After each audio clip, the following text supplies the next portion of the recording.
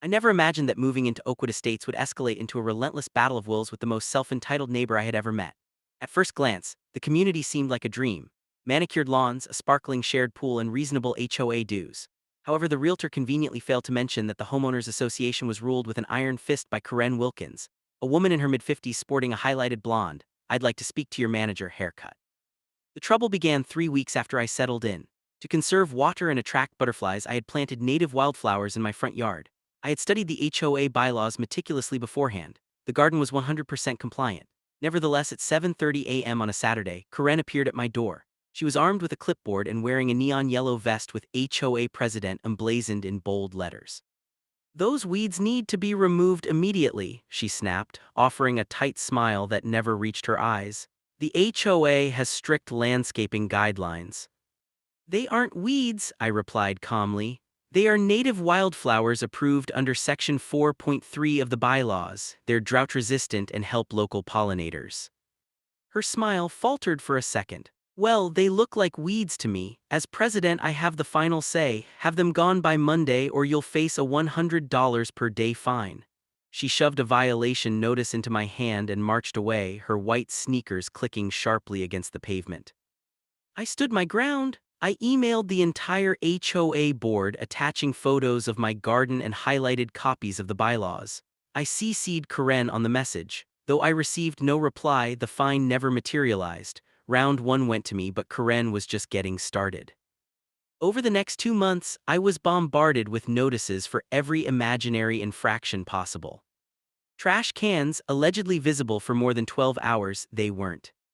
Garage door left open while I worked on my car, perfectly legal. Garden hose, she complained about the color, despite there being no rule regarding hoses.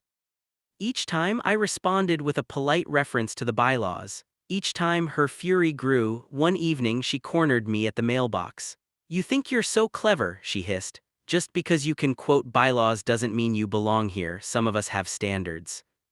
"I appreciate your dedication to the neighborhood, Karen," I smiled. "Have a great night."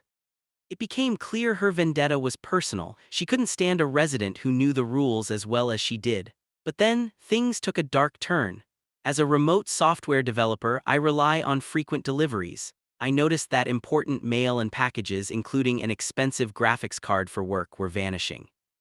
The mystery was solved when my neighbor Jeff leaned over the fence.